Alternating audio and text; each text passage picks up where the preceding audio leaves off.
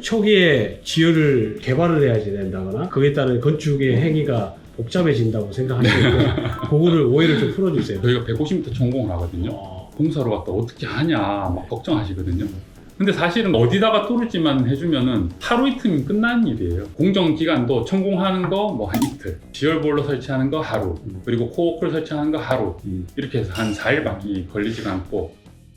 안녕하세요, 에어인 여러분. 오늘은 고효율 하이브리드 냉난방 시스템을 제조하고 있는 코클 회사의 본사를 찾아왔습니다. 한번 들어가 볼까요? 안녕하세요. 안녕하세요. 코클은 지열을 이용해서 냉난방 시스템을 제조하는 회사고, 고효율 난방 시스템, 냉방 시스템, 스마트폰으로 제어도 되고 친환경 신재생에너지하고 지열을 쓰기 때문에 이런 시스템을 갖추고 있는 거죠. 이게 이제 대류를 할 수 있는 장치인 것 같아요. 그래서 슬림하게 잘 돼 있어서 규격별로 되어 있는 것 같아요. 자, 코클 대표님을 만나서 제습 이야기와 냉난방 이야기를 한번 해보려고 하는데, 대표님 인사 한 번만 해주세요.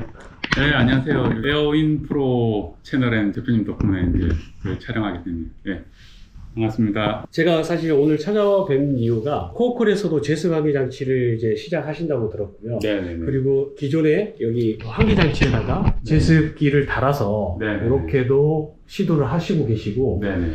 그걸 넘어서서 저는 복사 냉난방에 대해서 굉장히 관심이 많고, 네. 앞으로 그거를 설치하고자 하는 기술을 좀 습득을 하고 싶습니다. 저는 사실 대류는 그렇게 선호하지 않거든요. 네네. 아직까지는 좀 제가 다루기는 어려웠던 것 같고요. 네.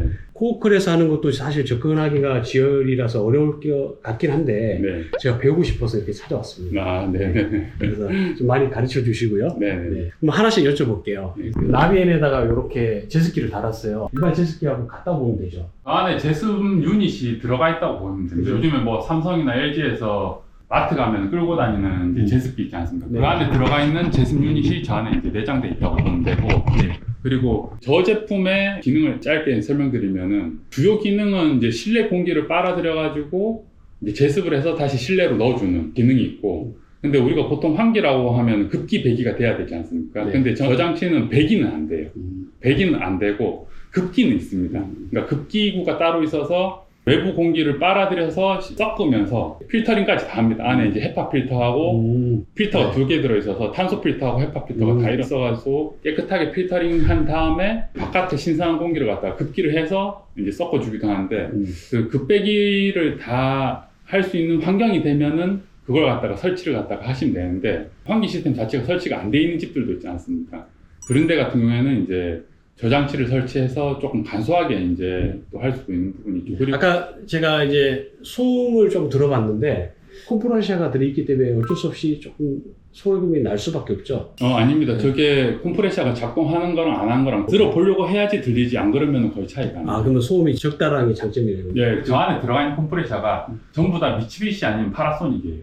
그러니까 품질이 굉장히 좋고 내구성도 길고 이제 소음도 굉장히 조용한 제품들이 들어가 있는 거예요. 현재 지금 나비엔하고 연결되어 있는 부분이 SA 쪽에 내부 공기를 넣는 걸로 해서 연결이 되어 있어요. 그래서 저는 이제 처음에 아까 들었을 때는 OA 쪽에서 저걸 넣게 될 수도 있겠다라 생각했는데, 오히려 이렇게 하면 필터 같은 건 필요가 없지 않습니까? 그래서 지금 저런 경우에는 장비에 있는 필터는 다 뺍니다. 어차피 필터링 돼서 들어오기 때문에. 네. 그리고 이제 저렇게 했을 때 안 빼면 안 되는 게, 1차측 필터는 타압이 안 걸리니까 그게 상관이 없는데, 네. 헤파 필터가 들어가면은 이제 그 풍량이 굉장히 많이 줄어들지 않습니까? 그러니까 저렇게 설치하는 경우에는 헤파 필터는 필히 이제 제거를 해야 됩니다. 저희 이 제품 한번 비춰봐 주시면, 급배기가 다 되고 이제 전열 교환까지 다 되고 제습까지 되는 제품인데, 지금 저 제품은 평수가 60평까지 돼요. 네. 몇 CM입니까? 그 350cm입니다. 근데 이제 제가 한 가지 말씀드리는 게, 다른 회사 제품 대비 저희 회사 제품이 스펙 대비해서 풍량이 굉장히 커요.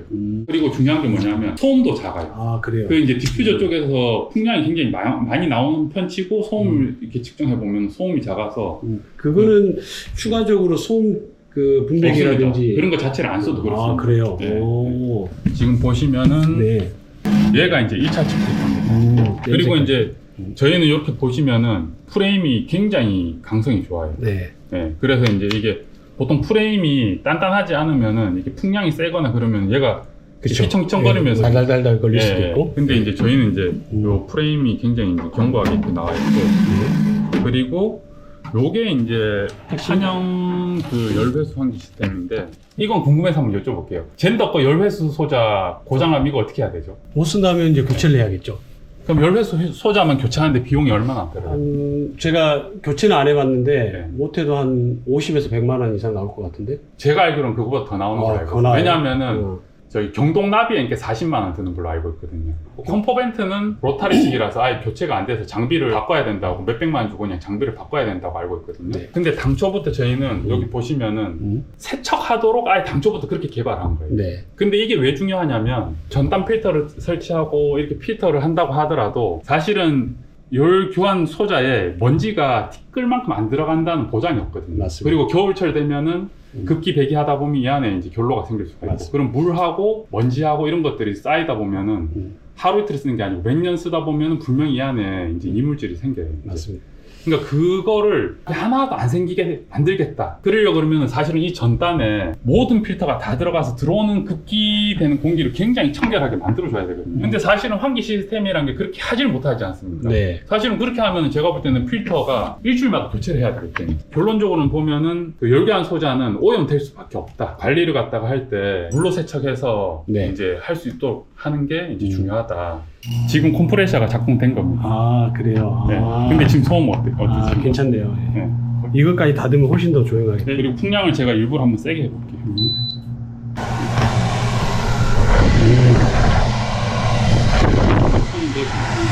풍량이 굉장히 큰데 비해서 소음이 크지가 않은 편이에요. 기계 자체 울림이 적습니다. 그리고 저희는 조금 특이한 게 뭐냐면 오토 모드인데 네. 보통 우리가 환기 시스템이 작동되면은 팬이 24시간 계속 돌도록 되어 있지 않을까? 대부분은. 근데 이제 저희는 그렇지가 않아요. 많이 오토 모드로 해놓으면.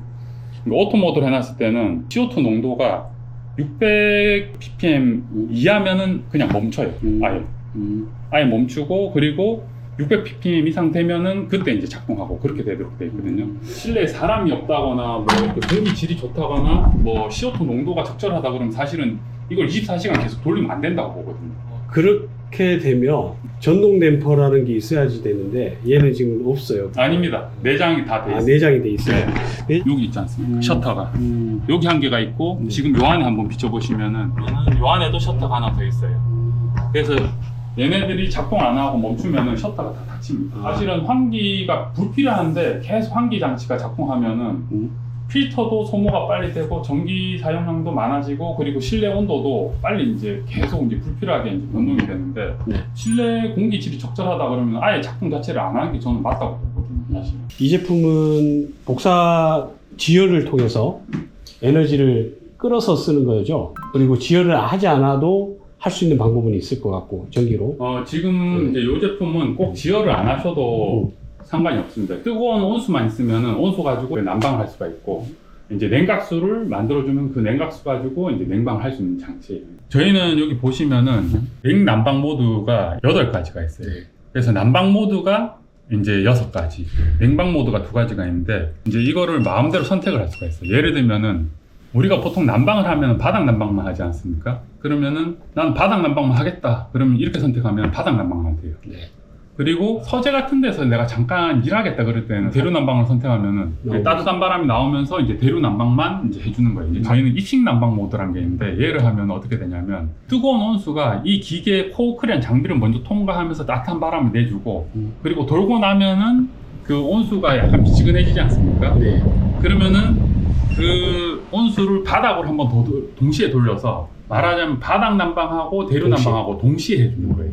근데 동시에 해주는데 우린 공기를 우선시 더 하는 거예요. 초기에 지열을 뭐 개발을 해야지 된다거나 네. 거기에 따른 건축의 행위가 복잡해진다고 생각하시는데 그거를 오해를 좀 풀어주세요. 네네. 우선은 지열 공사를 한다는 게 저희가 150m 전공을 하거든요. 그럼 그걸 공사로 갖다 어떻게 하냐, 막 그걸 엄청 걱정하시거든요. 근데 사실은 어디다가 뚫을지만 해주면은 하루 이틀이면 끝나는 일이에요. 네. 그리고 저희가 건축물이 이제 거의 한 90% 정도 지어지면은 이제 그 지열업체에서 보일러실에 와가지고 지열 보일러를 이제 시공하거든요. 그리고 나중에 이제 건축물이 거의 이제 100% 다 완공이 되면은 실내기를 설치하면서 지열하고 연동해서 이제 끝이 납니다. 그래서 공정 기간도 천공하는 거 뭐 한 이틀, 지열 보일러 설치하는 거 하루, 그리고 코어크를 설치하는 거 하루, 이렇게 해서 한 4일밖에 걸리지가 않고. 네. 사실 그러면 지열하고 이제 코어크라고는 원래 분리가 돼야지 되는데 그거는 조인을 시켜서 이제 지열을 이용해서 난방비나 냉방비를 아끼는 거잖아요. 네, 맞습니다. 네. 그래서 사실 지열을 하는 보일러 업체가 따로 있는 거네요. 그냥. 네, 그 지열 시공한 업체는 참여 기업이라고 해서 정부랑 계약된 업체들이 따로 있습니다. 근데 이제 저희는 계약돼 있는 업체들 중에 이제 업력이 이제 길고 규모가 크고 그리고 무엇보다 이제 시공 뭐 품질이라든가 아니면 시공 후에 유지보수 관리라든가 이런 걸 철저히 하는 회사하고 이제 협력해서 하고 있는 거죠. 그러면 지열에서 나오는 열인가요? 그게? 네. 그게 이제 전기세하고는 어떻게 관계를 합니까? 겨울철에는 이제 50도 정도 되는 난방수를 땅 속에 열을 이용해서 만들어주는 거고, 이제 여름철 같은 경우에는 10도 정도 되는 굉장히 차가운 냉가스를 만들어 드리거든요. 어떻게 그렇게 하죠? 그 시스템 에어컨들을 보면 이렇게 겨울철에 히터도 해주고, 이제 여름철에 냉방도 해주지 않습니까? 근데 안에 들어가 있는 그 구성품은 똑같다고 보시면 돼요. 그러니까 컴프레셔 들어가 있고 냉동기 사이클로 하는 거거든요. 근데 이제 뭐가 다르냐면은 공기냐 지열이냐 그 차이가 나는 건데 그 차이가 어마무시한 거예요. 근데 우리가 보통 겨울철에 영하 5도 뭐 추운데 영하 10도까지 내려가지 않습니까? 근데 지열은 영상 15도거든요. 그러니까 가지고 있는 열원이 영하에서 가지고 온 거랑 영상에서 가지고 온 거랑 이제 그 차이가 가장 큰 거예요. 여름에도 반대예요. 여름에 우리가 냉방하면은 외기 온도가 몇 도죠? 한 30도, 40도까지 올라가요. 그렇죠, 요즘에는. 근데 저희는 15도로 냉각을 하거든요. 근데 사실 그렇게 따지면 지열을 안 쓰더라도 기름이라든지 가스라든지 전기 보일러하고도 연결이 되지 않습니까? 네, 됩니다. 네, 효율은 떨어지겠지만. 네, 근데 이제 저는 사실은 그쪽 방향으로 안 했던 게 아니고 했었어요. 아, 그래요? 초창기에 많이 했었었는데 이게 건축주분들이 원하는 거는 난방 효율이 20, 30% 떨어지는 거는 만족을 안 하시더라고요. 그러니까 예를 들어서 한 30만 원 나올 게 20만 원 나와도 사실은 절감이 많이 되는 거지 않습니까? 별로 안 좋아해. 그러니까요. 그러니까 대표님도 잘 아시겠지만은 네. 사실은 30% 절감시키는 게 엄청난 일인 엄청나지. 거거든요. 예. 근데 그거는 소비자들이 원하는 게 아니에요. 그러면 지열을 한 1, 2천 정도 들어가나요? 제가 그거 좀 짧게 설명드리면 한 40평 정도 단독주택 기준하면은 지열 공사비가 1,200만 원입니다. 그리고 코어쿨 설치하는 비용이 대략 그것도 이제 한 1,200만 원 정도 되거든요. 그러니까 냉방, 난방은 이제 지열로 하는데 그 급탕은 그 200리터짜리 전기온수기가 들어가거든요. 왜냐하면 이건 뭐 때문에 그러냐면 여름철에 냉각수를 만들면서 뜨거운 물을 동시에 못 만들지 않습니까? 전기온수기가 대략 뭐 한 120만 원 정도. 그리고 부대 비용이 이제 지열 같은 경우에는 삼상 전기를 쓰거든요. 삼상 전기를 쓰는데 그거 인입하는 게 뭐 대략 100만 원. 그리고 이제 코어클에 맞게끔 좀 설비하는 부분이 있다 보니까 네. 그 추가되는 비용이 이제 한 100만 원 정도. 이렇게 하면 대략 한 2,700, 800 정도 이제 그렇게 됩니다. 그렇게 되면 에어컨은 필요 없다. 에어컨 필요 없고 그리고 보일러 필요 없고 뭐 각방 제어 다 필요 없습니다. 그리고 태양광도 안 하셔도 됩니다. 근데 이제 환기는 해야 하잖아. 네, 환기는 제수환기 장치를 넣으면 제일 좋고. 그렇죠. 제일 좋고. 근데 이제 냉난방만 이제 두고 봤을 때 제가 좀 설명드리면은 네. 그럼 2,700, 800이면 엄청 비싼 거 아니냐. 네. 그리고 대부분 건축주분들 어떻게 생각하냐면 야, 보일러 뭐 한 1, 200만 원. 시스템 에어컨 뭐 2층 해가지고 해봐야 한 1,200만 원, 1,000만 원 뭐 이렇게 하면은 다 해봐야 한 1,200, 300만 원인데 너네는 2배지 않냐 이렇게 얘기하거든요.